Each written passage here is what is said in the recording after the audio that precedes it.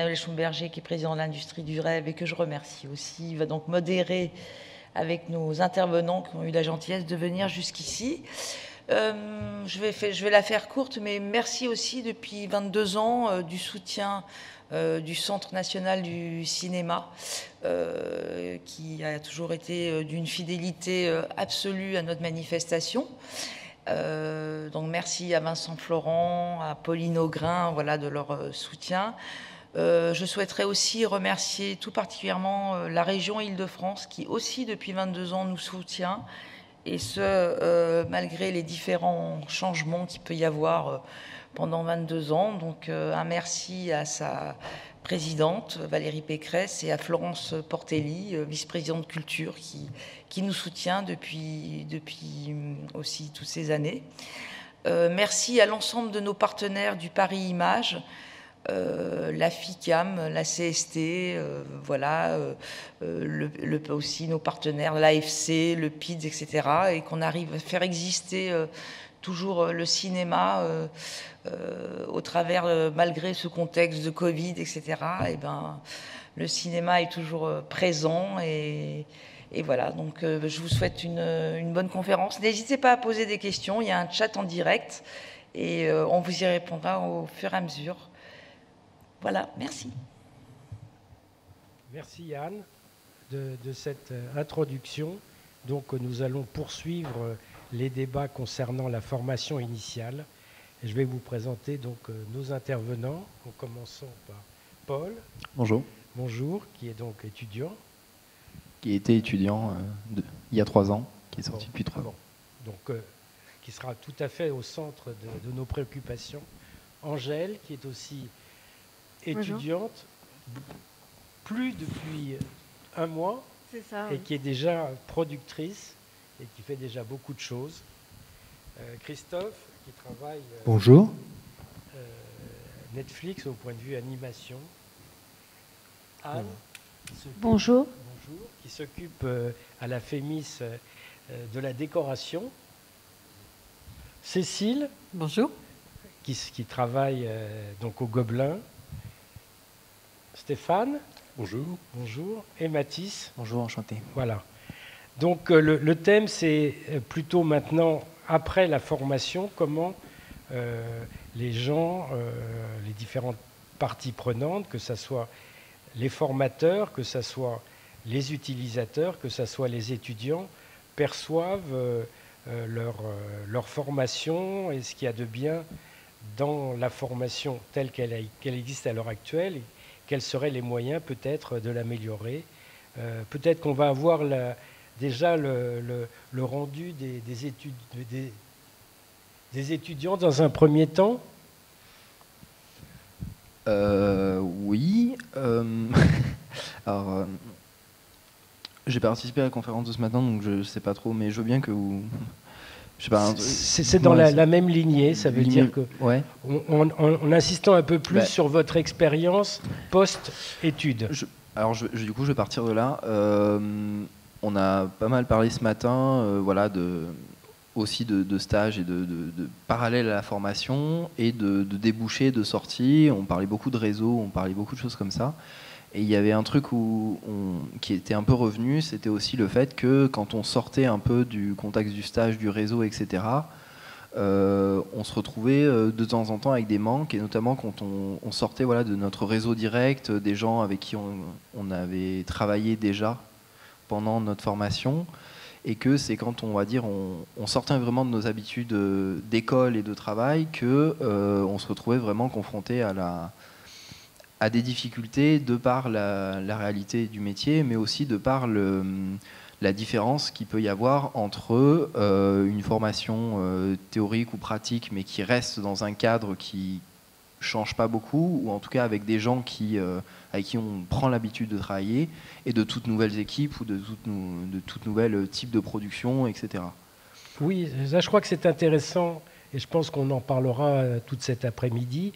C'est évidemment le monde, disons, de l'audiovisuel est fait de projets, et qu'en fait, donc, assez régulièrement, on passe d'un projet à un autre, et que donc, évidemment, chaque projet a sa propre existence, sa propre dynamique, et donc à chaque fois on doit s'adapter aux nouveaux projets. Bon, Angèle, alors qui est à la fois... Oui, du coup, je suis à la fois ancienne étudiante, toute jeune diplômée, et présidente d'une société de production qui a été créée en juin 2020. Du coup, j'ai fait le master professionnel en production audiovisuelle à l'INA, qui est un master en 2 ans sur concours et qui est un master public, un peu entre le public et le privé, et qui est basé justement sur un enseignement essentiellement avec des professionnels qu'on rencontre et des stages chaque année. Et effectivement, on apprend beaucoup pendant les cours, puisqu'on est avec des gens qui travaillent toujours, on est avec des choses concrètes, et les stages renforcent cela. Mais c'est vrai que pour répondre à la question peut-être de ce qu'il faudrait en plus, c'est que nous, on est formés normalement à être directeur de production, directrice de production, producteur, productrice. Et finalement, il manque peut-être un aspect de rentrer en contact avec tout ce qui est du côté de la technique, en fait, les techniciens, les techniciennes, les prestataires, où c'est des choses dont on a moins conscience, et qui nous permettraient, une fois notre sortie de l'école et notre entrée, soit du coup pour notre compte en société, ou alors en tant que chargé de prod, directeur de prod, de mieux comprendre les enjeux dès l'arrivée en fait en entreprise. Voilà. Mathis, le troisième. Oui. Alors moi j'ai une expérience différente de Paul et Angèle.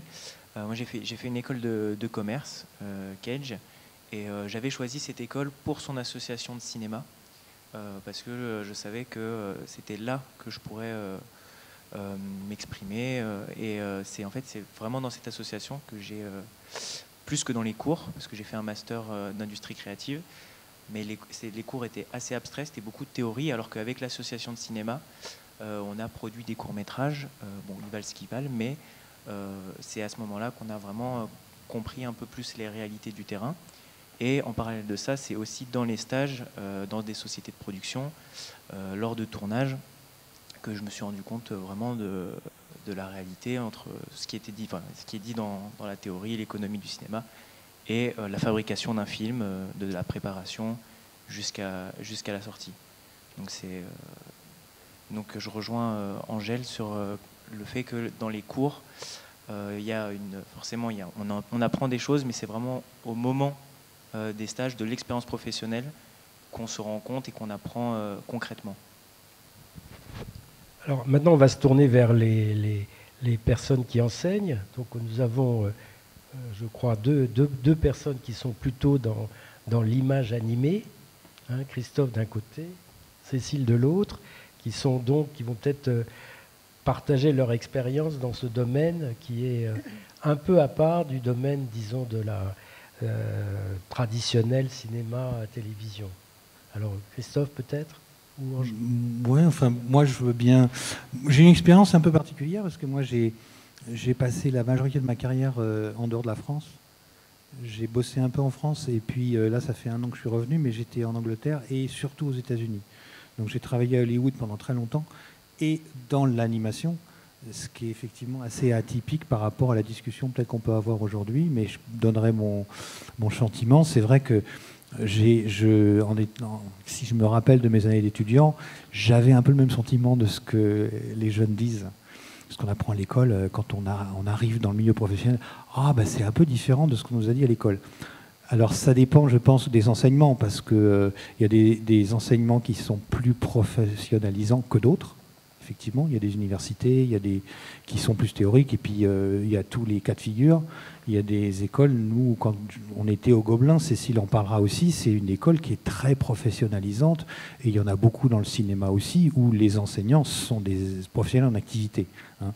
Bon, alors, c'est toujours une discussion qui est... Enfin, c'est une discussion qu'on avait, moi, il y a 40 ans, quand j'étais étudiant, et apparemment, ça n'a pas changé. C'est vrai que c'est toujours pareil. Quand on arrive dans la vie professionnelle, on se dit « Ah là là, mais pourquoi on ne nous a pas dit ça ?» Oui, mais enfin bon. Effectivement, moi je me retrouve un peu là-dedans. Et puis après, peut-être qu'on pourra parler des spécificités culturelles par rapport à mon expérience aux États-Unis, et puis l'animation et la vue réelle. Bon. Cécile ? Oui, ben évidemment, je rejoins Christophe. L'école des Gobelins, effectivement, c'est une école très professionnalisante, comme il l'a dit, et il le sait bien puisqu'il en sort. On a 95% de Pas nos trop de enseignants. satisfecit. Pardon. Hein. On va se modérer, je promets de me modérer. Il y a un peu de pub. On a 95% d'enseignants qui sont des professionnels, ce qui veut dire que pour chaque domaine, on a un professionnel ou des professionnels qui viennent enseigner. La pédagogie, c'est une pédagogie par projet. Donc effectivement, là, on est en plein dans ce qu'on disait tout à l'heure. Hein. C'est une pédagogie professionnalisante appliquée par projet. On essaye de donner à nos étudiants le plus d'expérience, de simulation, en fait, d'une production en studio et du monde professionnel. Mais bon, on ne peut pas tout donner non plus, et effectivement il y a beaucoup de choses qui doivent découvrir. Christophe a dit le mot culture. La culture d'une entreprise, elle est difficile à simuler dans une école. Alors maintenant on va se tourner vers les deux qui sont des enseignants d'une manière un peu plus traditionnelle. Donc Anne qui est à la FEMIS d'abord. Oui, moi je suis à la FEMIS, je dirais le département décor. Quand j'écoutais Aline, c'est ça ? Angèle parlait du fait qu'elle ne connaît pas trop les autres départements par le sien. C'est ce que j'ai remarqué par rapport à la décoration, à la fois à l'école et à la fois dans le milieu professionnel. Les gens ne savent pas ce qu'on fait. Et ça vient du fait qu'il n'y a pas tellement d'interdépendance entre les départements. Et à la FEMIS, par contre... on essaye vraiment de mettre les différents départements dans des exercices communs, un peu comme vous, j'imagine, et tous nos intervenants sont aussi des professionnels en activité. Et on a beaucoup particulièrement dans mon département, j'essaye d'ouvrir aux autres départements, en essayant d'expliquer notre métier, en essayant dans tous les départements de voir comment ils peuvent... se servir de la décoration, interagir aussi au niveau du scénario, au niveau de la réalisation, au niveau de la direction de la photo. Dans tous les différents départements, il faut savoir comment ça fonctionne, et surtout en production, parce qu'on s'aperçoit qu'il y a sur des films, après, les producteurs ne savent pas ce qu'on fait. Et donc, on se dit c'est trop cher, mais c'est parce qu'ils ne savent pas tout ce qu'il y a derrière dans un département décor. Voilà, donc c'est un peu... C'est la faute des producteurs, alors. Non. Voilà, expliquer ce qu'on fait, en fait. Ah, d'accord. N'est-ce pas ? Oui, tout à fait. Stéphane, alors tu peux... Ah oui, alors, donc moi je suis directeur des études à 3IS. Et en t'entendant, Angèle, je bondis tout de suite. Parce qu'effectivement, la prod, on est censé gérer les moyens techniques et humains. Donc si on n'a pas une approche et une connaissance de toute la technique, c'est pas possible. Ensuite, pour signer des devis, de matériel, etc., pour réfléchir à des implantations, rien que quand on voit l'implantation technique qu'on a aujourd'hui pour faire ça, moi ça me paraît vraiment indispensable. Mais alors la question que je te pose du coup directement, parce que là tu as fait le master de l'INA, mais qu'est-ce que tu as fait avant ? Alors avant le master, moi j'ai commencé du coup mes études de cinéma, on va dire, dès la seconde avec une option cinéma dans un lycée, où pour le coup, là effectivement, comme le disait Mathis, on faisait des tournages, etc. Mais on enlevait totalement la partie production, donc c'est pas là-bas que j'ai découvert le métier que je veux faire maintenant. Ensuite j'ai fait une licence de cinéma en études cinématographiques, donc vraiment plus sur de la théorie, de la recherche esthétique, et par la suite je me suis spécialisée. Et moi justement en vous écoutant, c'est tout à fait ce que je voulais dire, c'est que on a en fait, par exemple, à la production, on apprend les devis, on sait combien coûtent les postes, etc., plus ou moins, hein, je suis bien d'accord, mais dans la réalité des faits, on ne connaît pas les problématiques des techniciens, des techniciennes. Et ça c'est très difficile, en fait, quand on s'y confronte pour la première fois. Et par exemple, en ce moment, je suis en train de travailler sur une série avec le chef décorateur en main dans la main. Et bon, j'ai encore l'âge, évidemment, d'apprendre énormément, et c'est aussi ça qui est beau, mais j'apprends des choses auxquelles je n'aurais jamais pensé, même en termes de logistique, de comment est-ce que ça fonctionne, du temps de préparation, de combien ça coûte. Et tout ça, je pense que c'est des choses... en fait, à l'INA, tous nos professeurs sont aussi des professionnels de la production, Mais il me semble qu'il serait intéressant en tant que formation de production aussi de rencontrer les techniciens, d'aller voir les prestataires et en fait d'aller au-delà de simplement comment se pense un projet en termes d'argent, de choix artistiques, etc. Mais c'est vraiment d'aller à la rencontre des autres professionnels avec qui on travaille, parce que c'est ça la production, c'est-à-dire que on est à la tête du projet, mais tout ce qui en découle vient de nous, et main dans la main, on arrive à faire le projet final. Donc voilà, je pense que ça c'est un manque en tout cas dans les formations de production, j'ai l'impression, et aussi en licence, totalement en licence d'ailleurs.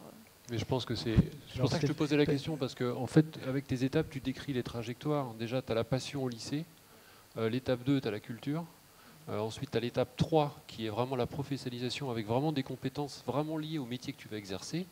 Mais je pense que le bloc des compétences transversales, qui me paraît, moi, fondamental, parce qu'à 3S, on fait comme à la Fémis, comme au Gobelin, en fait, on fait travailler chaque spécialisation les unes avec les autres pour réaliser des projets complets. Et parce que ça apprend vraiment aux étudiants à véritablement bosser, parce qu'on le sait bien que ce sont des métiers d'équipe, et que tant qu'on n'a pas conscience de toutes les galères possibles et inimaginables, parce qu'un tournage c'est qu'une galère de toute façon, enfin, un film d'animation c'est pareil, ça prend des années, enfin, c'est très très compliqué, il faut réagir en temps réel, et en tout cas pour la production, si on n'est pas vraiment au cœur et qu'on ne doit pas jouer ce rôle entre guillemets en situation à l'école, de chargé de prod, de régisseur, régisseuse et puis de direction de prod, avec des étudiants derrière, avec entre guillemets des Spielberg en puissance qui veulent faire des courts-métrages, on les connaît bien, ça forme, quoi. Mais il faut vraiment cette expérience-là, et il faut, je pense, vous former aussi aux techniques des caméras, techniques des capteurs, comment gérer ensuite un devis, tous les problèmes de lumière, la déco évidemment, parce que c'est hyper important. Et puis la post-prod, il ne faut pas oublier la post-prod qui est quand même, on pense toujours tournage, mais la problématique de la post-prod, elle est monstrueuse maintenant. En plus. Je veux dire, est-ce que c'est des problématiques qui se retrouvent dans la majorité des écoles? Parce que là, ça a l'air spécifique à une école. Est-ce que ça, c'est des choses qui... Parce qu'il y a tellement d'écoles différentes qui sont des écoles de purement théoriques jusqu'à la pratique. Donc, en fait, il y a tellement un grand panel d'écoles entre eux. Je veux dire, moi, je me rappelle de m'être inscrit à Paris 8 en section cinéma quand j'étais jeune. Je n'ai jamais été. Je me suis inscrit aux Beaux-Arts de Paris en peinture. Je n'ai jamais été non plus. Enfin, je veux dire, chaque école a ses spécificités. Et donc, effectivement, quand on fait une école, et moi, quand je faisais les Gobelins, on avait des préoccupations qui rejoignaient celles d'Angèle aussi, évidemment. On se disait, mais pourquoi on n'a pas comme intervenant un tel? Parce que nous, on le veut lui, parce que c'est le meilleur. Ah bah oui, mais il peut pas, il a du boulot. Bon, alors ceux qu'on a, ah bah oui, mais c'est les gens qui sont au chôme du... Enfin bon, moi, je me retrouve quand j'étais étudiant, et les problématiques, c'est toujours les mêmes. Donc, effectivement, il y a vraiment tout le spectre de toutes les... mais effectivement, quand on est à l'école, on n'est pas professionnel dans le métier, et c'est deux parties de sa vie, ça, quand même, il me semble. C'est clair. C'est pour ça que l'école doit essayer de reproduire le prisme le plus complet. Et ensuite, on a des écoles comme nous, on est en Bac+3, la Fémis c'est autre chose, les Gobelins aussi. Donc il y a différents postes ensuite qui sont visés. Ça dépend sur différents niveaux d'entrée dans le métier, etc. Donc moi je pense que, comme on en parlait en déjeunant, il n'y a pas une seule solution. Et tant mieux qu'il y en ait plusieurs. Parce qu'on a aussi des étudiants qui veulent être plus techniques, il y a aussi des étudiants qui ont besoin de temps, il y a un petit peu tout, quoi. Je crois que parmi les thèmes qui apparaissent dans l'étude que nous avons faite, il y a quel est l'équilibre entre, je dirais, la formation de base, la formation, donc, je dirais, pour être quelqu'un qui apprend et qui sait faire les choses, et la formation technique plus spécifique au monde de l'audiovisuel. Ça, j'aimerais bien avoir votre opinion sur comment équilibrer cette formation donc, de base, qui est plutôt celle que semble privilégier les universités, ça veut dire faisons en sorte que les gens puissent être formés d'une manière générale, et les gens plus spécialisés qui ont tendance à dire il faut quand même former les gens d'une manière spécifique, de façon à ce que quand ils sortent de leur formation, ils puissent avoir tout de suite un métier. Alors moi j'aimerais bien avoir votre opinion sur cet équilibre à faire entre formation fondamentale et formation spécifique. Alors, qu'est-ce qui vous parle? Ça dépend ce que les gens ont envie de faire. Oui. En fait, ça dépend. Je veux dire, moi, si je voulais être chercheur ou journaliste, j'aurais pas fait de la pratique, j'en aurais fait moins, j'aurais fait de la théorie beaucoup plus. Et puis, en fait, par exemple, Enfin, en fait, c'est très vaste parce que l'étendue de ce que les gens veulent faire, ils rentrent dans une école, ils ont envie de faire un truc, et puis ils en sortent, et puis peut-être qu'ils font autre chose parce qu'ils ont découvert en cours de route autre chose. Donc c'est un peu... La question, elle est très vaste. Je ne sais pas si j'ai pas de réponse à ça. Il y a des pédagogies qui conviennent à certaines personnes, qui apprennent de façon théorique, d'autres qui apprennent de façon pratique, et c'est très bien. Enfin, il y a la variété des styles d'apprentissage aussi, peut-être justifie le fait que justement il y a plusieurs modèles. Voilà, donc il y a des gens qui disent Gobelin c'est pas mon truc, d'autres qui disent ailleurs c'est pas mon truc, on préfère venir à Gobelin. Mais voilà, c'est un match, je crois. Enfin, c'est une rencontre aussi entre une école, une méthode pédagogique et puis des désirs des jeunes. Alors les jeunes. Alors Mathis, j'allais dire sur le modèle où il y aurait un équilibre entre pratique et théorie, il y a quand même l'alternance. Oui. Mais dans le cinéma, l'alternance, c'est un peu plus compliqué parce que ça implique des coûts pour les entreprises, et elles doivent normalement elles s'engagent à financer l'école de l'apprenti, et elles n'ont pas forcément les moyens. C'est pas l'entreprise. C'est pas l'entreprise qui paye le guide de formation, c'est ce qu'on appelle une OPCO. En fait, l'entreprise ne paye que l'alternant. Parce que, par exemple, dans mes amis alternants dans mon école de commerce, il n'y en a quasiment aucun dans le cinéma. Et dans les différents stages que j'ai fait dans les sociétés de production, elles n'engagent jamais d'alternants. C'est toujours des stagiaires. Parce que, en tout cas, quand je discutais avec ces entreprises, elles me disaient qu'elles n'avaient pas les moyens de financer les écoles qui demandaient les alternants. Alors, Paul, moi déjà je voulais revenir. On a parlé tout à l'heure justement d'apprentissage transversal, de culture, de curiosité tout simplement, et de volonté aussi d'apprendre toujours plus. Je pense que dans tous les cas c'est bien d'être sensibilisé à ça quand on est en formation, d'avoir se dire que ça ne s'arrête pas, l'apprentissage ne s'arrête pas quand on a un diplôme ou pas, ça ne s'arrête pas quand on commence à travailler. Et en plus de ça, on est sur des métiers créatifs, qu'ils soient techniques ou pas, ou production ou réalisation, scénario, peu importe, on est dans la création. Du coup, avoir une curiosité intellectuelle et quelque chose, voilà, se dire qu'on va de toute façon apprendre toute notre vie, c'est quand même quelque chose qu'il faut en avoir conscience, et d'autant plus dans des métiers où tout évolue tout le temps, très vite en plus. Je pense à la technique notamment, mais en 2 ans, ça n'a presque plus rien à voir, ou quasiment, sur beaucoup de choses. On parlait de la post-production tout à l'heure, c'est clair et net en ce moment. De l'animation, je pense que c'est pareil, c'est...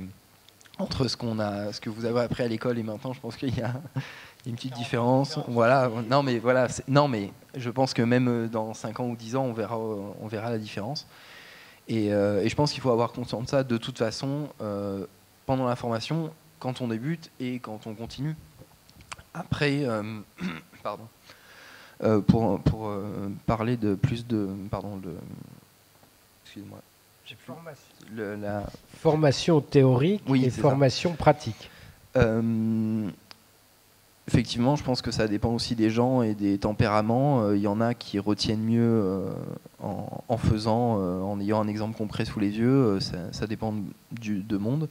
Par contre, et c'est ce qu'on disait aussi ce matin, je pense que en tout cas, ça marche dans mon cas. Je pense qu'on se rend compte de la valeur de la théorie après qu'on ait fini les formations, et pas forcément même aux premiers emplois, mais plus au 3e, 4e, on se dit ah oui, mais j'ai toujours fait ça, maintenant que je commence à faire un peu des choses différentes, etc., ça me rappelle quelque chose, ça nous parle après, quand on commence à accumuler de l'expérience, et pas forcément quand on débute et qu'on reproduit du coup des choses. Alors Angèle? Oui, je suis d'accord, et moi je voulais dire 2 choses. Donc par rapport à ce que disait Mathis, je suis d'accord, il y a certains domaines en fait pour lesquels l'alternance est compliquée, et notamment en production, pour avoir été moi-même donc stagiaire plutôt, et travailler aujourd'hui sur mes projets avec des stagiaires. le problème avec les personnes qui sont en alternance ou qui sont en stage, mais avec obligation de retourner à l'école, c'est que en production, par exemple, c'est difficile de suivre un projet quand on est là que 2 semaines par mois ou une semaine par-ci, une semaine par-ça. C'est difficile en tant qu'étudiant et qu'étudiante, mais c'est aussi difficile en tant qu'employeur. Parce qu'on loupe des choses, que ça va très vite, voilà, faut pas l'oublier aussi, c'est que des projets, ça prend à la fois ça prend longtemps, mais en même temps, chaque semaine, il y a des nouvelles choses à faire et des nouveaux contacts à prendre. Donc, je pense que voilà, selon les métiers, ça peut être... les stages sont mieux, ou alors l'alternance, je pense, voilà, ça va vraiment dépendre des métiers, et peut-être aussi de notre cursus, parce que j'imagine que peut-être en BTS, quand on est aussi en train d'apprendre, qu'on vient d'arriver en BTS et qu'on rentre pour la première fois dans une entreprise, ça peut suffire. Mais après, plus on avance, plus ça me paraît difficile. Et l'autre chose que je voulais dire, c'est que c'est une chance de savoir ce qu'on veut faire en sortant du lycée. C'est-à-dire que les personnes qui... Voilà, par exemple, pour les écoles comme 3IS, où il y a un tronc commun qui permet en fait, de découvrir tous les métiers avant de se spécialiser, ou d'ailleurs d'autres écoles. Mais c'est quand même une chance, ou les BTS, par exemple, les personnes qui choisissent de faire un BTS spécialisé tout de suite, c'est une chance de pouvoir faire ça parce que, enfin, voilà, c'est la réalité quand on sort du lycée, c'est qu'on ne connaît rien à la vie et qu'on n'a jamais fait de stage, ou un stage d'une semaine en 3e qui ne compte pas vraiment. Enfin, c'est vraiment difficile et donc, je sais que même en ayant, pour ma part, fait une option cinéma où on a fait des petits tournages et on avait pour le coup cette notion de pratique et de théorique qui était mêlée, je ne savais pas. Et donc j'ai fait cette licence de cinéma qui était vraiment axée simplement sur une culture à se créer, de l'analyse filmique, et après, plus on avançait, des notions de droit et de production qui arrivaient petit à petit, mais ça m'a permis de vraiment réfléchir à ce que je voulais faire, et malgré le fait que j'avais pas de pratique, moi ça ne m'a pas empêché d'avancer. Et je pense que donc pour d'autres personnes que je connais qui ont fait la même faculté que moi, le temps qu'on a à la fac, c'est-à-dire qu'on a quand même peu de cours, beaucoup de temps pour aller au cinéma, et en plus c'est nos devoirs d'aller au cinéma, donc peu de cours, ce qui permet aussi de faire des courts-métrages, de s'organiser entre nous, etc. C'est un temps qui est aussi précieux et que je ne regrette pas, en tout cas dans ma formation. Mais ce n'est pas la faculté qui m'a dit « Ah tiens, je vais aller dans la prod ». C'est en fait de me rappeler les tournages que j'ai fait effectivement au lycée, de me dire « Mais ce que j'aimais, moi, c'est travailler en équipe, organiser et gérer tout ce qu'il pouvait y avoir ». Donc il manque cette formation en fait qui lierait vraiment les deux, qui laisserait le temps. Mais bon, ça c'est dans un monde rêvé où peut-être nous allons pouvoir trouver des solutions aujourd'hui. Mais c'est vrai que pour le moment, j'ai l'impression que si on ne sait pas immédiatement ce qu'on veut faire, c'est plus compliqué d'apprendre. Mais tu as raison, parce que je le vois bien. Effectivement, on fait une année de tronc commun. Dans les différentes écoles, il y a toujours ce tronc commun au départ, de toute façon. Mais même 1 an, c'est très court. C'est très court parce que les étudiants découvrent les métiers, quelques métiers, parce qu'en cinéma audiovisuel, il y en a énormément, on le sait bien. En animation, jeux vidéo, alors là, c'est compliqué. Hein. Une seule année d'être capable de se dire, tiens, je vais faire ça, tiens, je vais faire du compositing. Allez, hop, paf, voilà. C'est compliqué quand même. Hein. Mais effectivement, il faut que, comme tu disais, l'école, forcément, et ça doit participer au choix des étudiants, parce que l'important, c'est qu'ils aient le choix. Hein. De toute façon, on est tous d'accord là-dessus, je pense. C'est que chacun a une optique un petit peu différente. Effectivement, nous, on va miser sur l'employabilité à la sortie. Voilà. Donc, on a 3 ans, ou d'autres formations, mais c'est pas beaucoup, 3 ans. D'un autre côté, je reviens sur ce que tu disais aussi, on ne peut pas faire que de la pratique. Parce que la pratique, si on fait que de la pratique, excusez-moi l'expression, mais on est un peu des chiens savants, j'appuie sur le bouton, ça fonctionne, je suis content, mais je change de machine, c'est terminé. Donc si on n'a pas de théorie, si on ne comprend pas en profondeur ce que l'on fait, on ne va pas survivre aux progressions du matériel qui vont très très vite, quoi. Et puis la culture, je pense qu'il n'y en a jamais assez, quoi. Et comment une école avec quelques cours... c'est un projet d'une vie, quoi. Là. Enfin, je sais pas, moi, je vois les Gobelins, j'imagine, quoi, la culture gigantesque qu'il faut avoir. Nous, on le voit bien aussi dans notre filière animation, quoi. Il n'y a pas de limite à ça. Non, en cinéma non plus, il n'y a pas de limite. La déco, il n'y a pas de limite. C'est pareil pour nous. Hein. Alors, Anne, vas-y. Particulièrement pour la déco, il n'y a pas que la pratique, parce qu'il n'y a pas la théorie. On a un métier quand même qui est assez technique, c'est un peu comme l'image. Il faut absolument passer par des cours, pas magistraux, mais une formation théorique qui sert après de boîte à outils pour créer. Et l'un ne marche pas sans l'autre. Et en plus de ça, en décor, on a un petit peu, pas un problème, mais la cinéphilie aussi. Si on fait du cinéma, il faut vraiment connaître, voir des films, connaître l'histoire des décors, l'histoire de l'art, cinéaste et tout ça, pour pouvoir aussi exercer ce métier. Donc je pense personnellement que le mix des deux, plus la curiosité en dehors, aller à des expos, aller au théâtre, marcher dans la nature, tout est source d'inspiration. Nous, c'est ce qu'on fait un petit peu dans notre département à la FEMIS, c'est de faire un mélange des deux. Mais c'est compliqué, les troncs communs sont un peu compliqués pour nous, parce que nous, c'est en 4 ans. Et en 3 ans, s'il y a une année entière de troncs communs, ce qui n'est pas le cas pour l'instant, c'est une demi-année, on n'a pas vraiment le temps de leur passer tout le savoir-faire, tous les outils.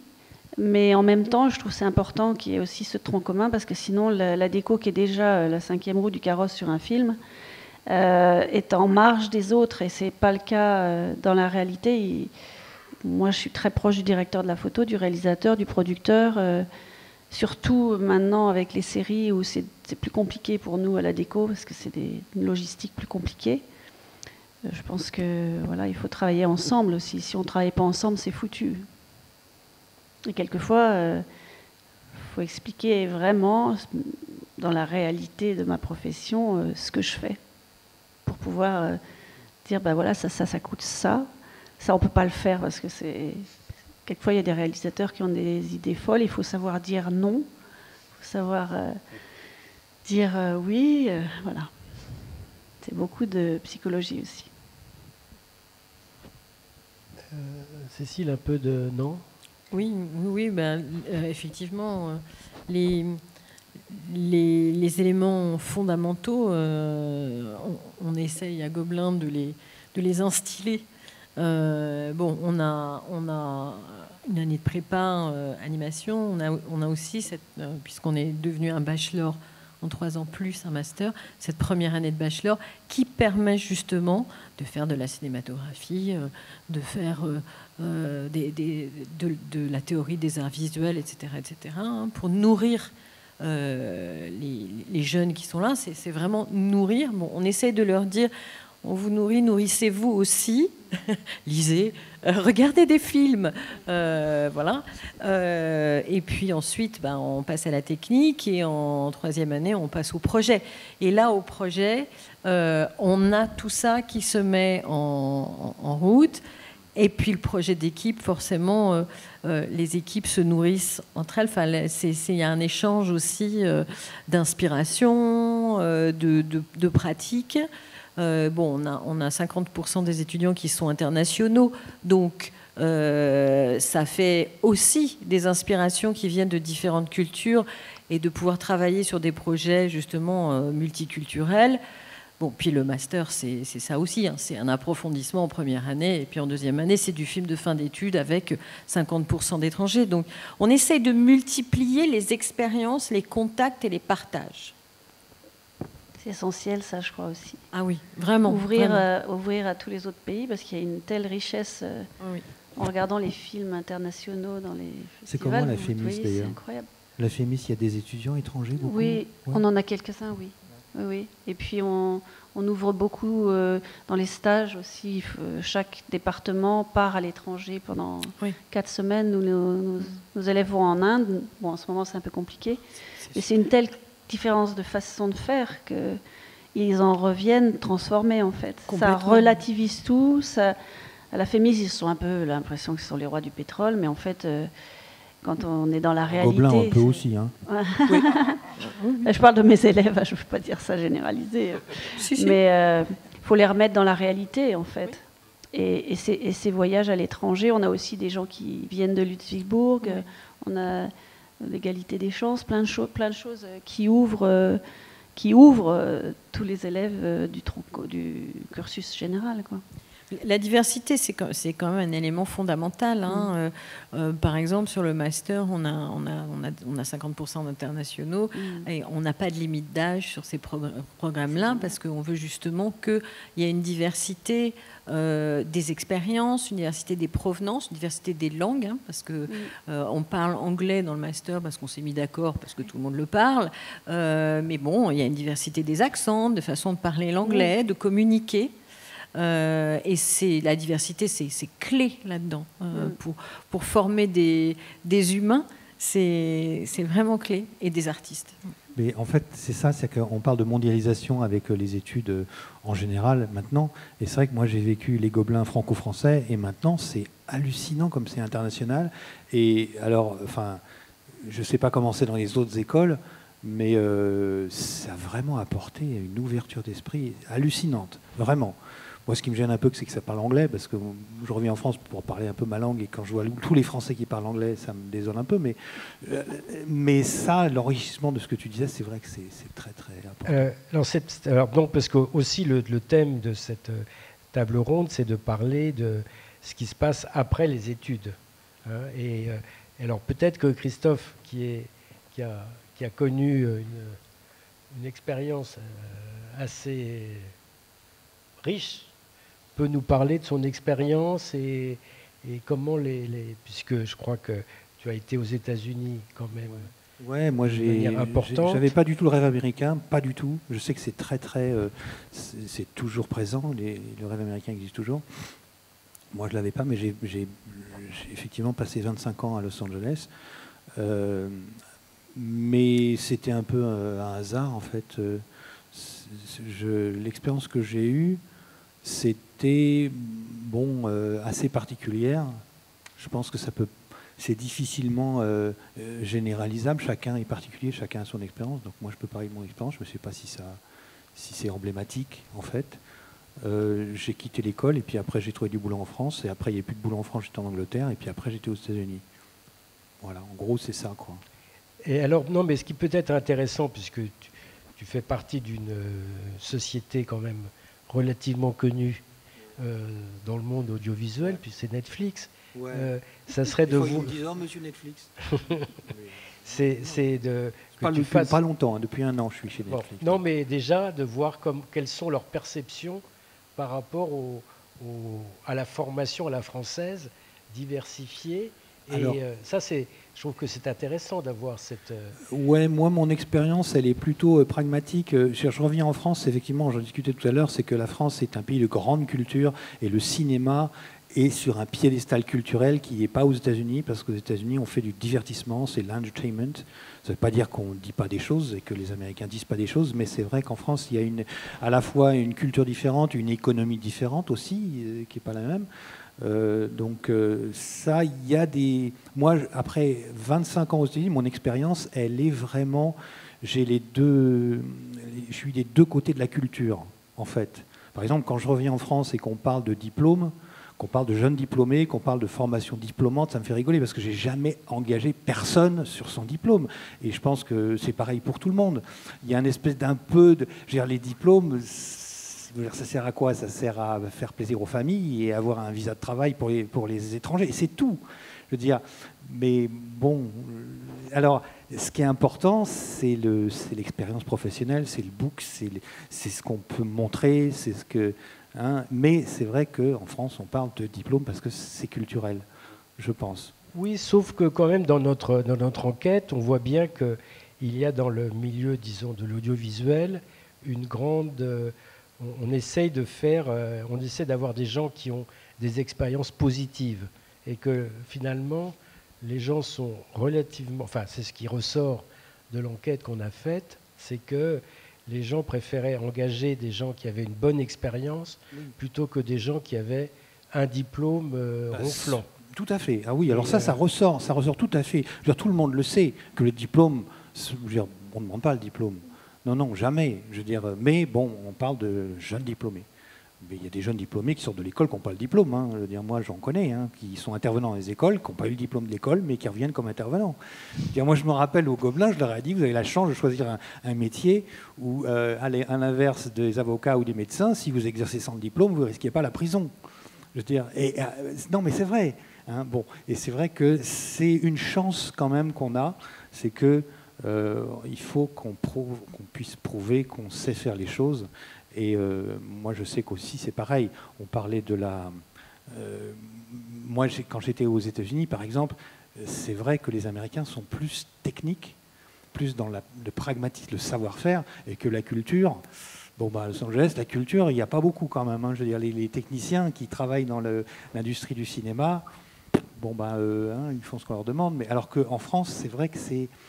je veux dire, les gens sont plus... Mais bon, ça fait partie de la culture. Hein. Et alors, là, ça, c'est un élément important, je crois, dans l'univers de l'audiovisuel, c'est le côté artisanal. Moi, j'aimerais bien qu'on parle un peu de ce côté quand même que les gens qui travaillent sont aussi des artisans. Oui, bien sûr. Et ça, c'est peut-être un peu par rapport aux écoles.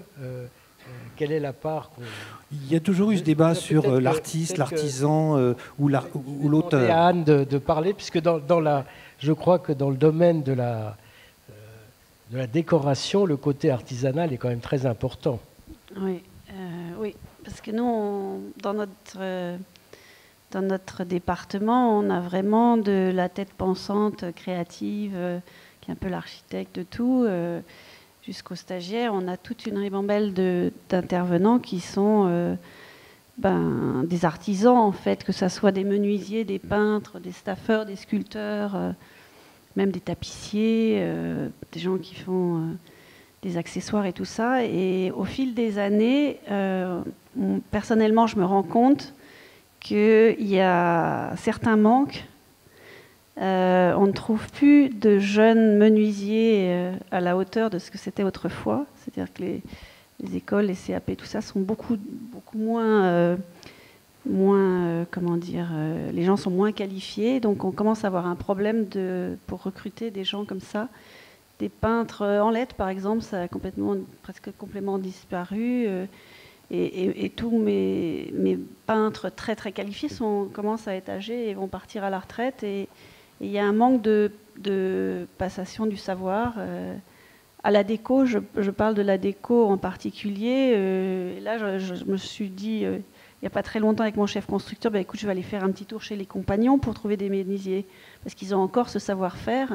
Compagnons du devoir, et ça, je trouve qu'il ne faudrait pas laisser filer tout ça et reformer les jeunes pour ce métier dont on était quand même dans le monde connu pour ça, hein, pour ce savoir-faire très français, et ça disparaît.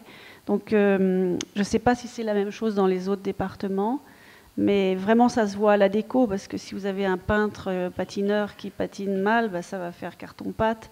C'est vraiment des métiers assez précis. Donc, c'était une idée que j'avais avec un autre ami, chef décorateur, d'essayer de penser à ça et de trouver des moyens de faire des formations pour les artisans de ce métier, quoi. Alors, le côté artisanal dans l'image animée, Cécile ? Le côté artisanal, il est très fort, il est multiple. Alors, ça passe par le crayon, déjà. Je l'ai oublié, mais j'ai oublié le dessin, les dessins à la main. Ça passe par le crayon. Parce que tout le monde dessine à l'ordinateur, mais ça remplace jamais la main pour le... Voilà. Non. Je connais beaucoup d'animateurs 3D, d'ailleurs, qui, au bout de plusieurs années de carrière, se mettent au dessin. Mais oui, c'est le crayon, c'est ça, c'est l'artisanat, c'est la couleur, c'est le volume, c'est voilà, toutes les règles du dessin. Ils sont très bons en dessin. Nos étudiants sont des passionnés absolus, je dirais presque des obsessionnels, hein, parce que pour faire un film à 24 images secondes, il faut en faire des dessins. Donc, je crois que dans le cinéma et dans l'animation, c'est les artisans qui travaillent en équipe. Tout à fait, alors que, en fait, la définition artisan, c'est plutôt celui qui travaille tout seul, alors que dans le cinéma, on a tous un côté artisan, mais en plus, on travaille avec d'autres artisans, et on est beaucoup, des centaines d'artisans à bosser ensemble. Ça, c'est particulier à nos métiers, je pense. Et c'est ça qui fait la chimie d'un film, c'est qu'ils sont tous ensemble. Alors, et ça, dans les écoles, alors, pour parler, ce côté artisanal, quand même, qui est très important dans la création artistique, enfin, dans la création. Je pense qu'il dépend vraiment de cette idée de transmission dont vous parlez, entre un professionnel et puis un jeune qui débute, tout simplement, quoi. On l'a dans les écoles, je pense, lorsque l'on a comme tu nous le disais tout à l'heure, là, des intervenants extérieurs, où en fait, c'est pas uniquement c'est du savoir-faire aussi. Vous pouvez prendre 4 chefs-op différents, ils auront 4 méthodes différentes. Voilà. Mais par contre, la technique sera la même derrière, la théorie sera la même. Mais voilà, chacun aura sa méthode. Et l'étudiant, il va faire sa popote avec tout ça. D'où viennent les bonnes idées, si on le savait. Voilà. Donc je pense que moi, ce que je retiens dans l'expression artisanale, c'est le fait de pouvoir mettre justement les étudiants en contact avec des gens qui vont leur transmettre des choses, quoi. Et c'est pour ça aussi, je reviens sur ce que tu disais par rapport au diplôme. Je pense que le fait d'avoir des écoles aussi, lorsqu'elles sont reconnues par l'État, ça permet aussi aux étudiants de faire les études. Parce que ça permet d'avoir des bourses, par exemple. Ça permet l'alternance. Je reviens dessus, mais nous, on l'a lancé il y a 3 ans. L'alternance. Alors on voit bien qu'il y a des filières où ça fonctionne, d'autres où on ne l'a pas encore ouvert. On ne l'a pas fait en animation, par exemple, encore. D'ailleurs, j'aimerais bien votre retour là-dessus. Mais en audiovisuel, ça fonctionne. En prod, ça fonctionne. Mais pas en prod cinéma, forcément. Là, je vois tous les métiers liés à la réalisation audiovisuelle, donc tout ce qui est lié à l'institutionnel, par exemple, ou que ce soit pour la prod, que ce soit pour la réal, pour l'image aussi, pour le montage, là, ça fonctionne. Et du coup, les étudiants, ils apprennent leurs études complètement différemment. Ils sont salariés, tout simplement, donc ils sont obligés d'être à l'heure, ils sont obligés d'être efficaces immédiatement. Donc ils gagnent du temps, je trouve, et lorsqu'ils terminent leur année d'alternance, en fait, ils ont déjà 1 an d'expérience, parce que maintenant, pour embaucher des jeunes, on leur demande d'avoir de l'expérience. C'est un peu compliqué quand même. Donc je trouve que c'est intéressant. Et en ça, le fait d'avoir un diplôme, ça peut aider, je pense. Voilà. Après, effectivement, on demande à quelqu'un de savoir ce qu'il sait faire, on le teste, on voit bien aussi comment socialement il réagit, s'il s'investit bien, et puis voilà, on embauche des gens comme ça, on le sait bien. Mais je pense que les diplômes ont aussi un intérêt pour accéder aux études, quoi. Mais le côté artisanal, ça va dépendre aussi des secteurs, quoi. Parce que maintenant, on a eu tellement d'évolutions technologiques que si on n'a pas aussi une formation théorique de base, je pense qu'on peut être assez vite largué, quoi. Moi, je vois là, on forme aussi des étudiants au système audiovisuel numérique. Donc, par exemple, une régie vidéo avec un streaming comme aujourd'hui. Tout ce qui s'est lancé là pendant le Covid, on l'a bien vu. Il y a quand même de solides connaissances maths, physique, signal, informatique à avoir derrière. Donc là, le côté artisanal, il est peut-être un peu moindre. Peut-être qu'il intervient au moment, par contre, de la pratique. Au moment où, ok, on va faire une émission en streaming, on s'y met, quoi. Voilà. Mais je pense que le cinéma pur et dur, ou le cinéma d'animation, je pense qu'il y a peut-être un peu plus de force de côté artisanal, peut-être que l'audiovisuel pur. Je dis ça, je m'avance peut-être beaucoup, je ne parle pas au nom de qui que ce soit, mais je l'ai constaté, si vous avez déjà été bossé dans des chaînes de télé, etc., on n'a pas le temps, quoi. Alors, on y va, on n'a pas le temps. On va poser la question aux toujours jeunes. Mathis. Le côté artisanal, ça va pour la production, je dirais plus, c'est le producteur se rapproche plus de l'éditeur plutôt que l'artisan. Donc, par rapport à ça, je me vois beaucoup moins artisan que tous les chefs, que tous les interventions précédentes. Mais c'est vrai que dans la transmission en production, c'est peut-être plus compliqué. Parce que donc, le producteur indépendant, c'est quand même une prise de risque. Pour lui, chaque projet représente un risque. Et dans la transmission, se prendre son assistant et le former, va peut-être demander du temps qu'il n'a pas. Et je pense que pour les assistants de production, ils doivent, c'est à eux de prendre le risque après plusieurs années d'apprentissage. Mais je veux dire, c'est une transmission qui est différente, c'est pas forcément de la pratique artisanale ou du coup c'est du concret, c'est peut-être beaucoup plus de transmission de réseau, de savoir-faire, savoir-vivre avec les partenaires financiers ou avec les auteurs, parce que bien sûr le producteur, son interlocuteur privilégié, c'est les auteurs. Donc c'est peut-être plus dans ce style de transmission-là que peut se faire. Alors, Angèle.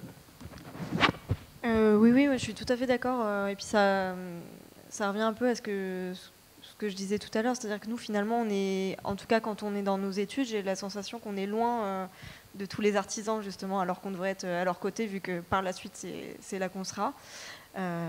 Et comme toi, Mathis, je me sens pas tellement artisante quand je travaille dans la production, mais après...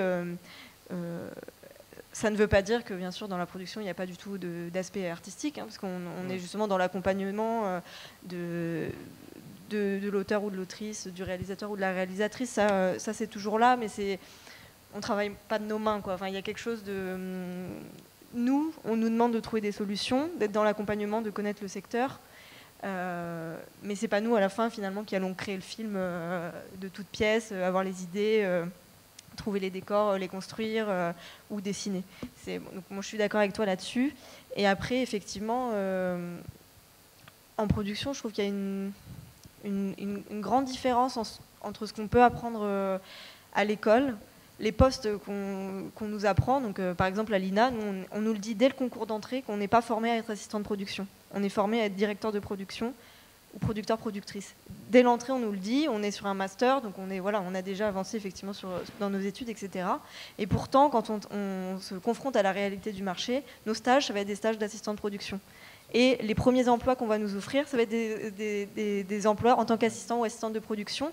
Et du coup, c'est un petit peu difficile parce qu'effectivement, on n'est jamais trop formé, dans le sens où même en tant qu'assistant de production, justement, on apprend la réalité du fonctionnement, et ça, on peut pas nous l'enlever. Mais par la suite, pour les stages, c'est très bien. Pourquoi pas, justement, parce que pour la première fois, on est en entreprise, on travaille avec des professionnels qui sont là depuis longtemps, on a tellement de choses à apprendre. Mais par contre, c'est vrai que quand on sort de l'école et qu'on nous a dit depuis le début qu'on ne serait pas assistant et que d'un coup, finalement, on n'a que ça peut être difficile. Et l'apprentissage aussi, une fois qu'on est en entreprise, est plus difficile à la production. C'est-à-dire que, comme tu dis, il n'y a pas le temps d'être derrière nous et de nous dire viens, tu vas m'accompagner. Non, parce qu'en fait, on serait plus un poids qu'autre chose, et qu'en tant qu'assistant de production, on a énormément de tâches à faire et qu'on peut finalement se perdre dans ces tâches et mettre énormément de temps à arriver au poste qu'on avait en tête quand on a pris l'emploi, quoi. Donc c'est un peu...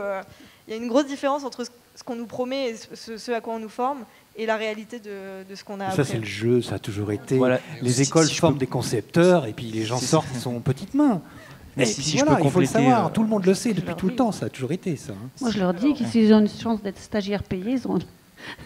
C'était quand j'ai voulu aux Arts Déco, c'est ça, on formait des concepteurs. Puis en fait, les gens, ils sortent, et Alors, on sait bien qu'il faut... On va demander à Paul de faire le... alors moi, je vais plus parler de technique parce que c'était ma formation. Pour en revenir sur l'artisanat, juste, moi, je trouve ça très juste, mais je pense que, je sais pas ce qu'on entend par artisanat, mais c'est vraiment apprendre le geste, la technique, la théorie de la technique, la façon de faire, c'est vraiment un savoir-faire. J'ai fait les compagnons d'ailleurs, et c'est vraiment ça, ils t'apprennent, ils enseignent un geste, et à le faire parfaitement, et après, t'en fais ce que tu veux. Si tu veux créer avec, ou si tu veux faire des meubles en série, c'est ton problème, mais au moins le geste, il sera parfait.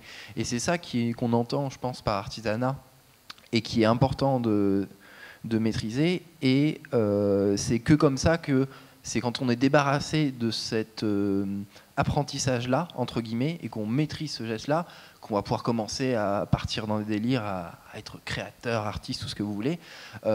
Mais après, voilà, c'est en maîtrisant ça, je pense, qu'on peut se permettre aussi d'avancer.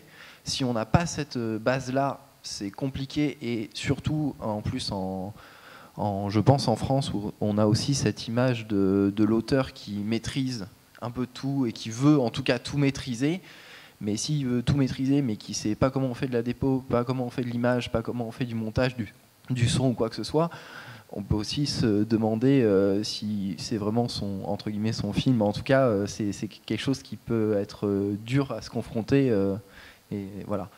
Après, pour le côté professionnalisant et tout, si je parle de mon cas en technique, mais la théorie, une fois qu'on la maîtrise, la vraie professionnalisation, c'est maintenant que tu sais faire, fais-le en un temps imparti avec les contraintes qu'ont chaque projet, et c'est ça en fait qui fait que je pense on passe le cap au-dessus.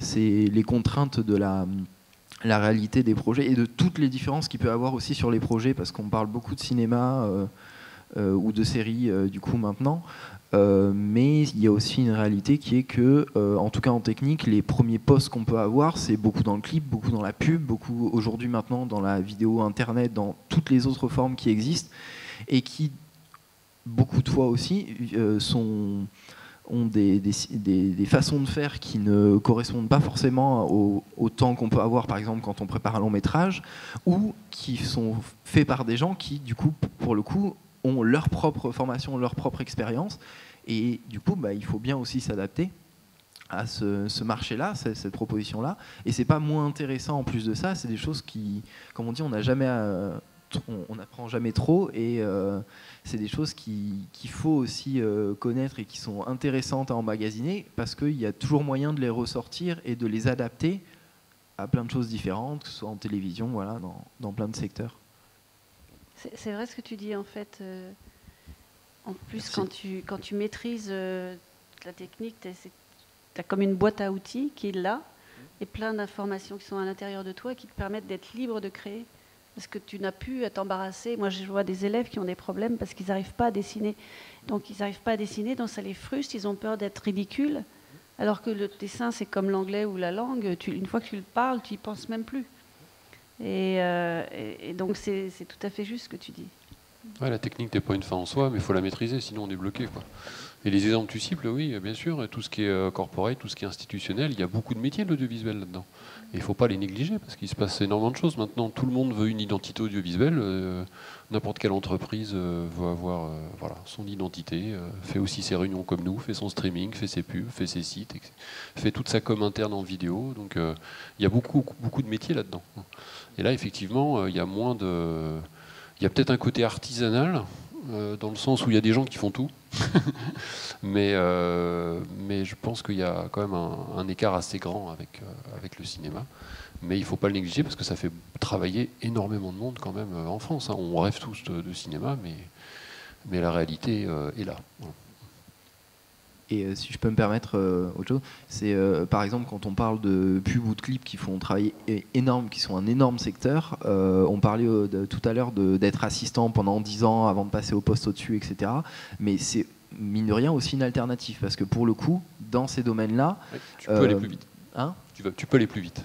Je peux aller plus vite. Non, pardon, pas pour parler, je disais, tu peux gravir les échelons plus rapidement. C'est ça, c'est que du coup, voilà, on peut gravir les échelons, voire carrément se retrouver à 25 ans réalisateur pour des gros artistes, et aujourd'hui, qui peut dire que Michel Gondry est qu'un artisan, par exemple, qui a commencé là-dedans, enfin, c'est un tremplin, et c'est un réel tremplin pour d'autres secteurs, et c'est pas des cas isolés, en fait, c'est une alternative, et une vraie alternative aujourd'hui dans le milieu, et encore plus aujourd'hui où c'est une part de marché énorme depuis le numérique et Internet.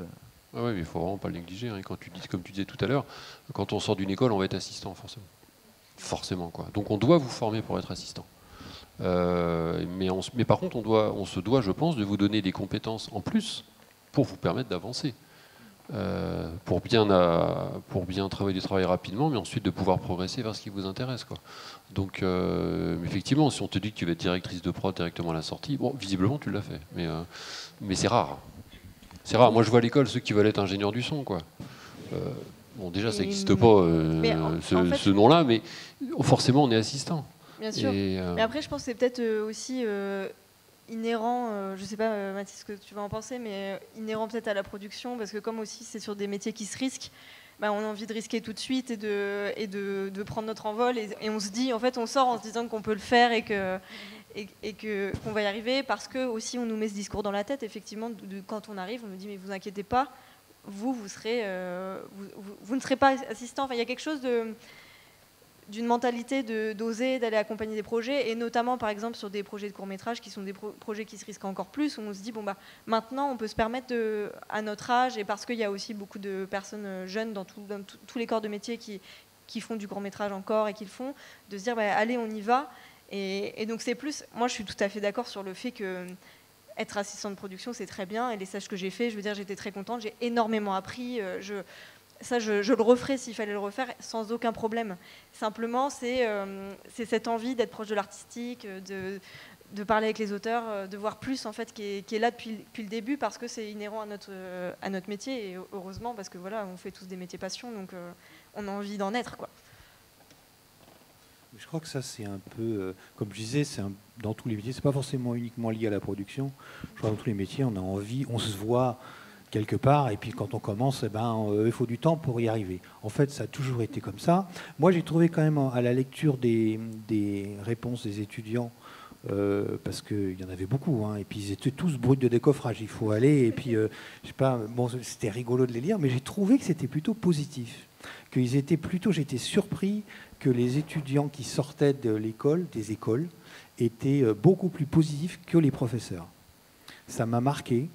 Et ouais, c'est un truc, moi, je me suis dit, tiens, c'est marrant. Parce qu'en plus, en France, je reviens en France, où on a une réputation d'être très négatif, très grognon, et c'est vrai. Hein, bon. Mais là, j'ai trouvé quand même que les réponses, elles étaient assez positives. C'était plutôt les profs qui disaient, oh là là, dans notre école, on ne peut pas faire ce qu'on n'a pas de moyens, ça ne marche pas. Alors que les étudiants, c'était... il y en a même un qui m'a fait marrer, c'est la question, comment allez-vous trouver du travail à votre sortie de l'école? Il dit, j'ai traversé la rue. D'accord. Il a traversé la rue. Bon. Mais non, je voulais dire ça parce que ça m'a étonné. J'ai trouvé quand même que c'était assez... Ça m'a... Non, mais on peut pas nier que le secteur est quand même porteur d'espoir, de passion et de gens qui ont envie de s'investir. Je crois que il y a des métiers qui sont plus difficiles, dans lesquels il y a plus de problèmes pour trouver des gens qui veulent bien le faire. Je pense que le métier audiovisuel dans l'ensemble, on est quand même...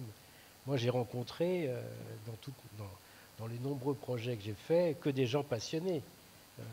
Exactement, et c'est pour ça, j'en discutais avec c'est un peu, les métiers de passion, c'est un peu un privilège, c'est aussi un talon d'Achille, parce que quand on rentre dans le métier, moi j'ai eu l'occasion où les gens me disaient, vous n'avez pas besoin d'être trop payé, vous faites ça, même si vous faites ça comme un hobby. Il y a des gens qui font votre métier, ils feraient ça même... Bon, et donc c'est toujours un peu les métiers de passion, c'est ça, quoi. Je veux dire, on le fait parce qu'on aime ça. Et donc, il y aurait beaucoup à en dire, ça déborde du sujet, mais c'est vrai que c'est toujours... Bon, je veux dire, on sait que c'est compliqué, on sait que c'est difficile, on a toujours envie de faire plus, mais c'est quand même un privilège de faire les métiers qu'on fait. Hein. Évidemment, entre la production et les artistes, c'est un peu différent. Je sais qu'à Hollywood, il y avait les artistes d'un côté et les gens de la production de l'autre. En France, il y a les auteurs, la notion d'auteur est un peu différente. À Hollywood, il n'y a pas ça. Donc, mais c'est quand même des beaux métiers, ce qu'on fait. Hein. Alors, donc on doit parler aussi après la formation, quelles sont les expériences que chacun a retirées de son parcours après avoir été formé. Alors, il y a les jeunes qui ont été formés et les gens qui les ont formés.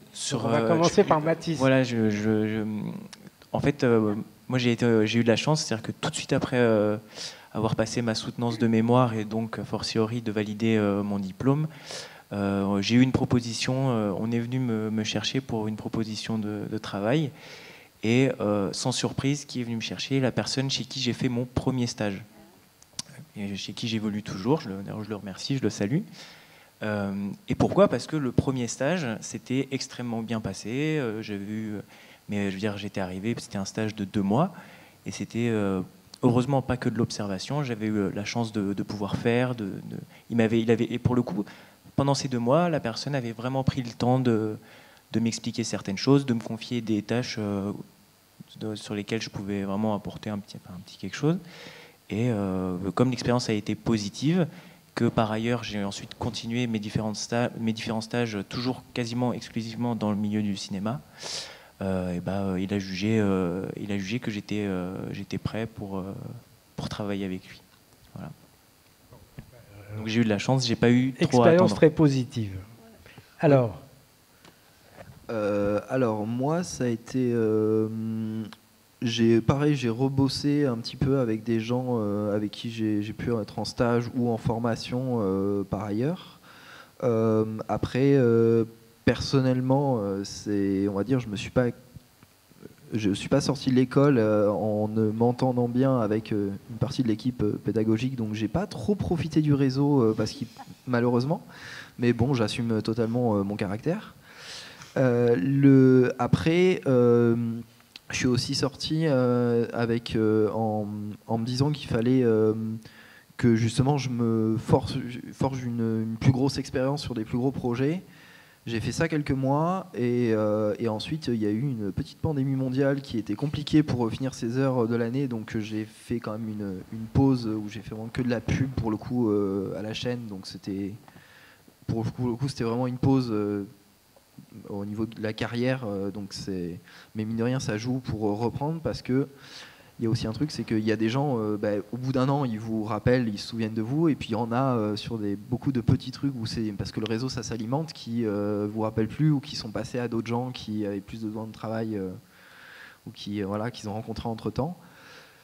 Je pense que moi j'ai fait cette entre guillemets erreur de pas trop profiter du réseau que j'avais, et surtout après. C'est en plus d'autant plus vrai dans les grandes écoles, dans les formations un peu plus, on va dire, prestigieuses ou historiques. En France, on parle de pas de diplôme, mais par contre, le réseau de l'école joue beaucoup plus que le diplôme. Soyons honnêtes. C'est vraiment, c'est ça le diplôme en fait. C'est le fait de sortir de telle formation ou de telle école qui a un nom, et voilà, ou alors d'avoir pu faire un stage avec un grand réalisateur, un grand technicien, peu importe. Voilà, ça sert de diplôme, c'est ça qui sert de diplôme, je pense, aujourd'hui. Après, personnellement, ça se passe plutôt bien, mais justement, c'est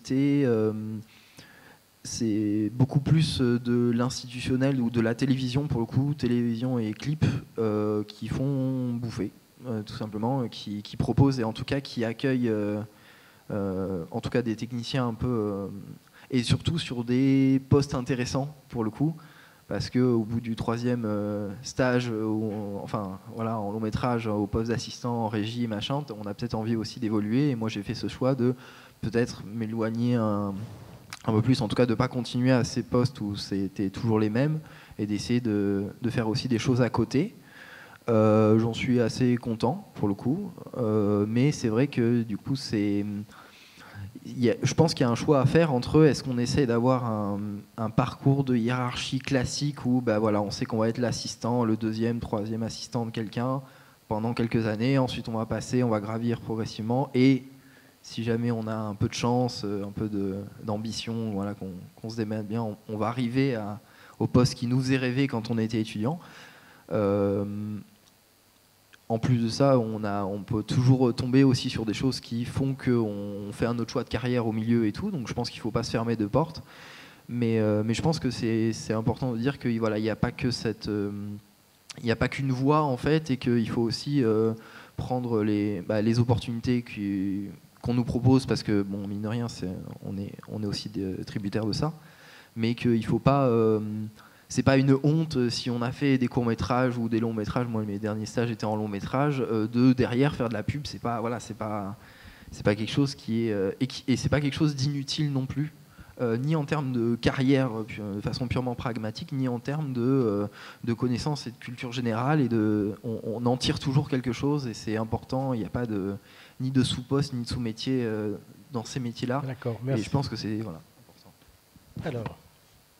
Oui, du coup, donc moi je suis toute jeune diplômée, j'ai eu mon diplôme en décembre, mais on n'est plus à l'école en fait depuis février 2021, où on est parti sur notre dernier stage, et moi donc j'ai fait un stage de 6 mois dans une société de production documentaire classique, petite structure mais très bien huilée, et j'ai terminé en août, et en fait donc depuis donc depuis août, j'ai dû écrire mon mémoire, mais ça c'est pas ce qui m'a pris le plus de temps depuis août. Et en fait, depuis 2 ans, on a été prévenu que Cyclic, donc le pôle cinéma de la région Centre-Val de Loire, avait ouvert en partenariat avec la FEMIS d'ailleurs et l'INA une bourse post-études pour les jeunes diplômés, donc qui ont leur diplôme depuis moins de 3 ans et qui souhaiteraient en fait ouvrir une société de production en région Centre-Val de Loire.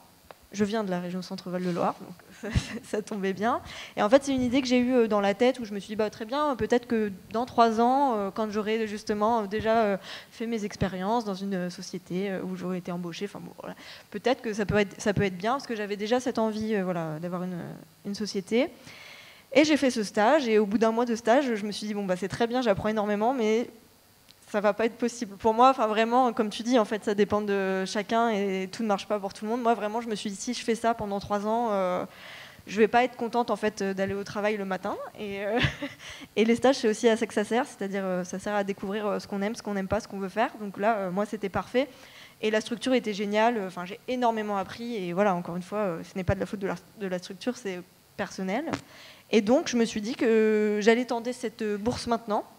Et en fait, il faut savoir que pour tenter la bourse, il faut avoir son entreprise. C'est-à-dire que c'est pas on constitue un dossier, si on est pris, là, on commence les démarches. C'est non, la société doit exister. Donc voilà, je me suis lancée et au mois de juin est née ma société. Je n'ai pas eu la bourse à cause de mon âge.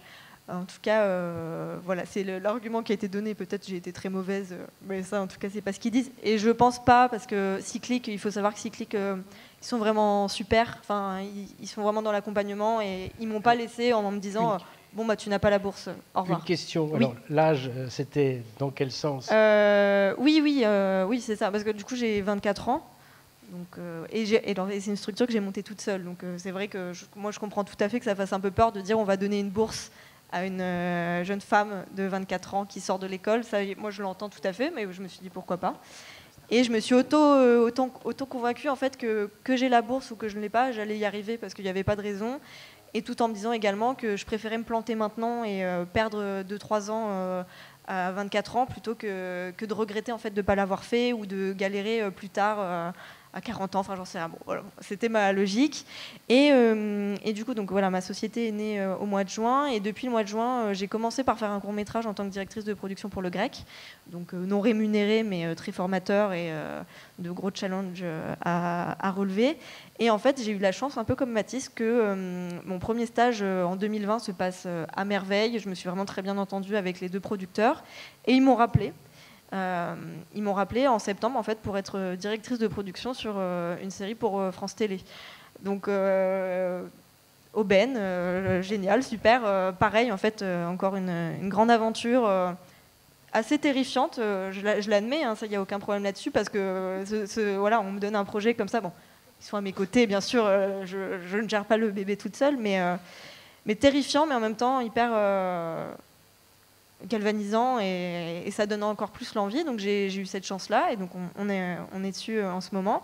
Et je suis également du coup directrice de production sur un court-métrage, pareil avec une réalisatrice qui a sa société de production et qui est venue me chercher parce que j'ai travaillé avec elle et qu'elle croit en moi.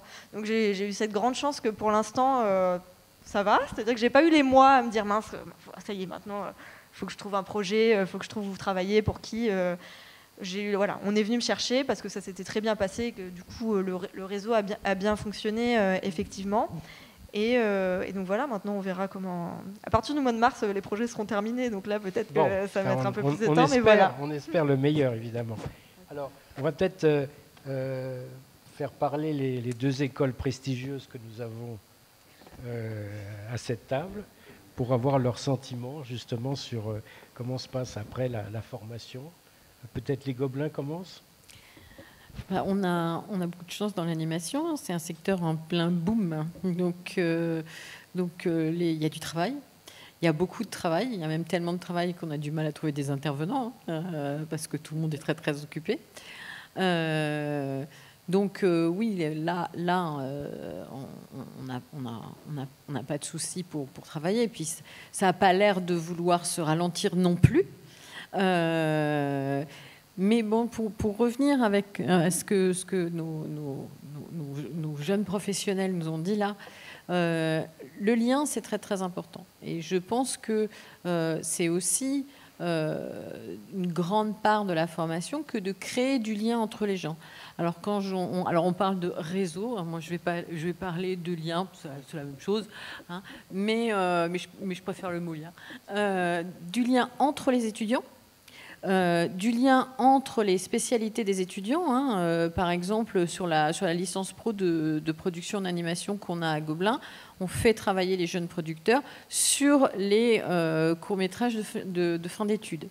justement pour qu'ils sachent voilà, qu'est-ce que c'est que de l'animation, qu'est-ce qu'ils font exactement, pourquoi ça coûte cher et combien ça te prend comme temps. Et c'est le travail en équipe justement qui est transversal comme ça, qui est super important. Alors, ils se connaissent en tant qu'artistes, les jeunes producteurs, on connaît des jeunes animateurs, tout ce monde-là va se retrouver selon des affinités professionnelles, ils se gardent en mémoire. Et puis, il y a l'association des anciens. Alors, l'association des anciens avec tous nos maîtres et nos parrains, etc.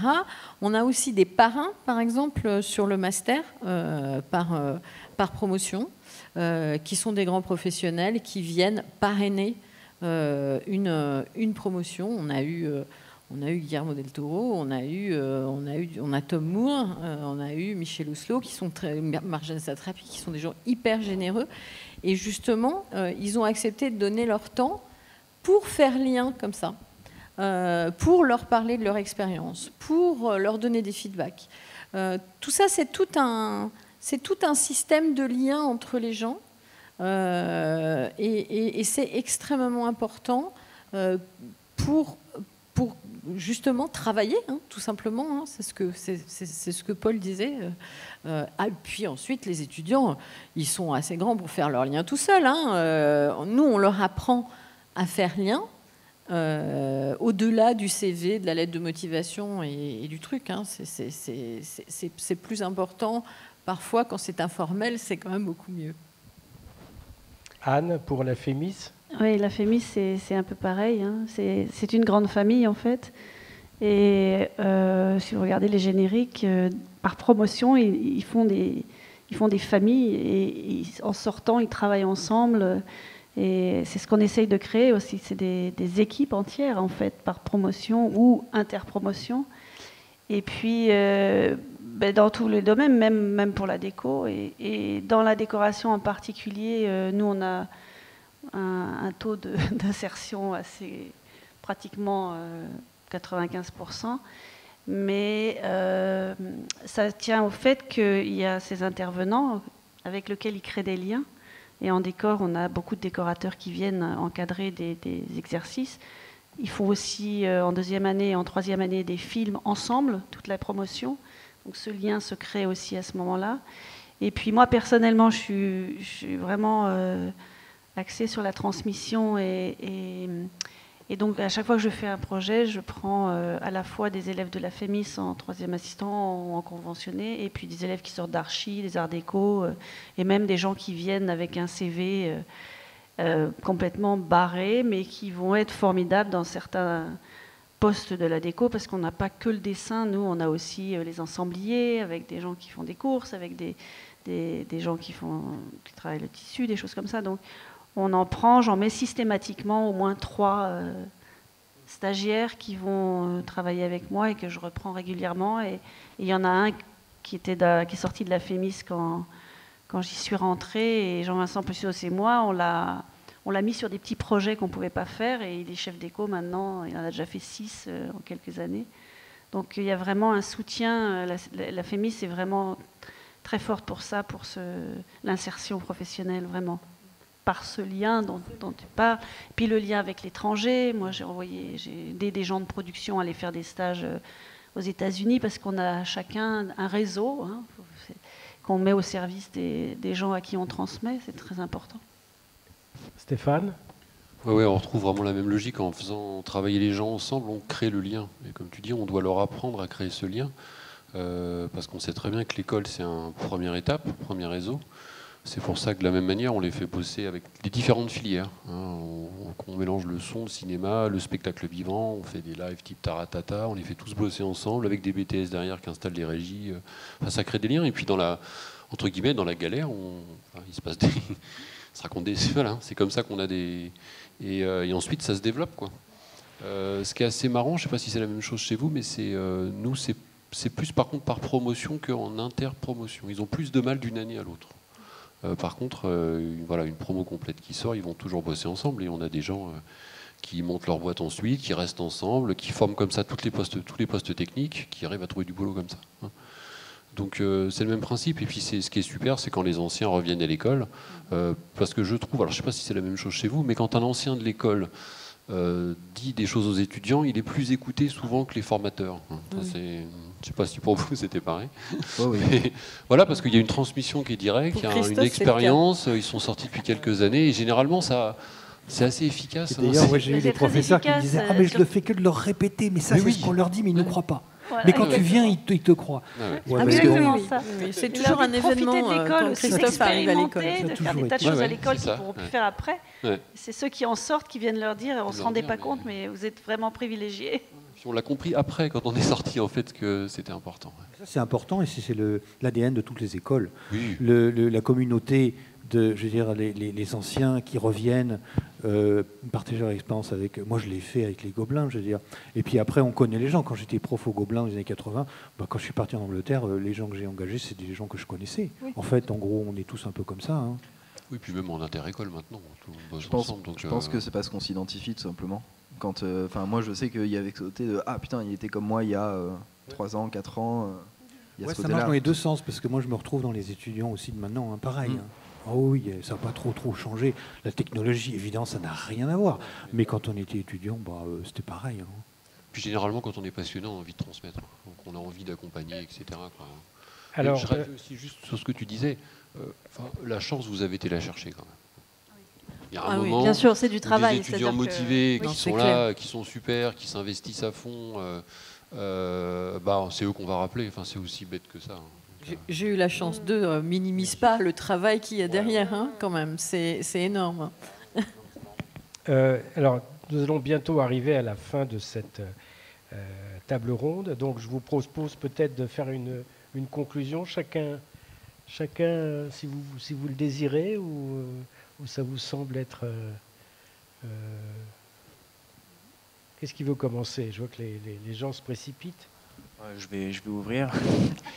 Non, mais pour dire que voilà, on a un panel de personnes intéressants et intéressées, passionnées ici, et je pense que le secteur audiovisuel français, il a encore beaucoup à offrir, et son modèle en lui-même, comme vous l'avez dit, c'est d'être curieux, de s'imprégner de tout ce qui nous entoure, et que c'est à chaque personne, chaque individualité aussi de s'inventer son parcours, et il apportera lui-même sa pierre à l'édifice pour ce modèle, enfin pour perdurer le modèle. Voilà.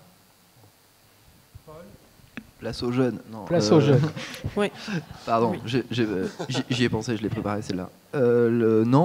Juste que c'est que moi, ce que j'en retire de ma formation et de mes premières années, mes premières expériences, c'est que il faut être curieux, et que, il y a presque plus une question d'attitude que de réelles compétences, entre guillemets. C'est-à-dire qu'il y a des compétences minimum à avoir, mais vous disiez tout à l'heure, la chance, on va la chercher, mais la chance, l'humain, tout ça, c'est des choses qui sont compliquées à transmettre, en fait, ce côté lien qu'il peut y avoir avec les gens, le réseau, mais je pense que c'est super important, et que c'est... Enfin, comment dire ? Oui, il faut pas négliger cet aspect-là, cet aspect humain, et le fait que c'est un vrai travail de faire ça et de l'entretenir. Et en vrai, quelqu'un qui est extrêmement compétent mais extrêmement désagréable, il a beaucoup moins de chances de bosser que quelqu'un qui a une volonté d'apprendre. Non, mais c'est vrai, et c'est clair et net. C'est sûr. Et voilà. Quand tu es intermittent, tu as 5 minutes pour convaincre. C'est ça. Et ton attitude te permettra, peut-être qu'on te dise oui, et te permettra de mettre en avant tes compétences. Mais au départ, c'est extrêmement compliqué. Et voilà, des gens sympas et des gens fiables, moi on m'a toujours dit. Ouais. Angèle. Oui, moi je dirais qu'il faut cultiver la pédagogie, qu'elle soit au sein des écoles, donc bien sûr, mais aussi une fois qu'on en sort, justement en discutant, en ayant toujours envie d'apprendre, et en ayant également envie de transmettre quand on apprend des choses, parce que c'est des métiers d'équipe avant tout, et un film, une pub, un clip, et même un projet institutionnel, ça se fait pas tout seul, il y a toujours des gens, et travailler main dans la main, c'est ce qui nous permet d'évoluer correctement en apprenant des autres et voilà, avec chacun sa singularité, et c'est ça qui est beau dans ce métier. Voilà. Christophe ? Oh là, je ne sais pas quoi dire du tout. Moi, j'aime pas trop les conclusions. Donc, non, moi, je trouve qu'on devrait tous... Enfin, il faut essayer de faire du mieux qu'on peut. Et puis après, c'est tout. Je pense que Anne, elle va aller plus que moi. Non, on va c'est encore pire. On va passer la parole à Stéphane. Bah voilà, j'allais me lancer. Tout alors. Moi, je pense que... Allez, j'ai un petit truc. Je pense que ce qui est difficile, c'est de garder cette passion, justement, juste après la sortie d'une école. Parce que tant qu'on est à l'école, on est quand même protégé, on a le droit à l'erreur. On va faire des stages, déjà, c'est une première sortie, ou de l'alternance où on est guidé. Mais je trouve que pour tous les étudiants, alors je ne sais pas si c'est vrai, hein, mais il y a une zone des 6 mois, 1 an après l'école, on ne peut plus être conventionné en stage. Est-ce qu'on a assez de réseau ? Est-ce qu'il faut encore toujours accompagner, à la fois avec des colloques, des entreprises, j'en sais rien, les écoles aussi. On a quelquefois des chaînes de télé qui organisent par exemple des colloques, des forums d'infos, ça c'est vachement bien. On l'a eu chez TF1 il y a quelques années, donc où ils le font aussi quelquefois carrément en proposant du boulot. C'est formidable, ils font des forums organisés. Enfin, j'ai cet exemple-là en tête, quoi. Mais voilà, je trouve qu'il y a un danger à ce niveau-là. Parce qu'on peut avoir beaucoup de passion, on peut être très bon dans une école, et ensuite on peut avoir simplement pas de bol aussi à un moment. Et je ne sais pas si vous avez des amis qui sont dans ce cas-là, mais peut-être que des gens qui étaient très très bons, avec qui vous adorez bosser, ont un petit peu de mal. Donc je trouve qu'il y a une zone qui est toujours un petit peu difficile à ce niveau-là. Et c'est vrai que le réseau des anciens, voilà, les écoles doivent s'occuper des anciens régulièrement. Parce qu'aussi, les anciens peuvent aussi trouver du réseau avec des nouveaux. Hein. C'est dans les deux sens. Hein. Donc je pense qu'il faut essayer d'entretenir ça. Voilà. Cécile ? Oui, je suis complètement d'accord. Hein. Et puis bon, on a un métier formidable. Hein. On est chasseurs de trésors. Hein. Regardez-les, les trésors, là. Ils sont super. Donc c'est fantastique de transmettre, de leur dire qu'il faut s'accrocher, parce qu'effectivement, il y a l'entre-deux. Hein, entre l'école et puis entre la vie professionnelle. Ce que tu dis, Paul, est très juste. C'est du travail, les savoir-être. C'est beaucoup de travail. Ça demande des remises en question qui ne sont pas forcément évidentes des fois, hein, parce qu'il faut bien se connaître aussi. Hein. De l'humilité. De l'humilité, exactement. J'allais le dire. Voilà. Mais bon, c'est des secteurs qui... Ça change, ça bouge, ça s'ouvre. Place aux jeunes. On vous attend, on attend que vous. Et puis merci d'être là. Merci à vous, on arrive. Donc on va laisser à Anne la conclusion qu'elle va faire d'une manière extrêmement brillante, je suis sûr. Non. Moi j'ai pensé à un truc, c'est que depuis quelques années à la FEMIS, je crois que j'ai appris autant que les élèves, parce que j'ai été obligée de me remettre en question, déjà avec toutes les nouvelles technologies qui arrivent, pour pouvoir leur transmettre ce qui arrivait. Et ensuite, j'ai appris plein de choses que je ne connaissais pas, puisqu'ils sont jeunes et qu'ils ont accès à d'autres technologies de cette jeunesse. Et les conseils que je donne aux jeunes et que j'ai appliqués à moi-même toutes ces années, c'est de rester humble. Et pour réussir, c'est aussi de montrer ce qu'on sait faire par le travail, d'être curieux. Et surtout aussi, c'est la communication, c'est-à-dire la manière dont vous communiquez avec les gens, être toujours dans le respect, même si vous vous faites engueuler, si vous faites un pas de côté, et essayez de rester dans cette communication qui fait beaucoup de choses sur un parcours. Voilà. Merci tous d'avoir voulu bien participer à cette table ronde. Normalement, nous allons essayer de réunir tout ce qui a été dit et tout ce qui a été, ce qu'on a vu dans les enquêtes. On va faire un rendu de ça. Et merci encore d'être venu. Et puis, on espère pour la 23e édition, on trouvera un thème aussi riche et intéressant. Merci. Merci à l'Institut du Rêve. Merci.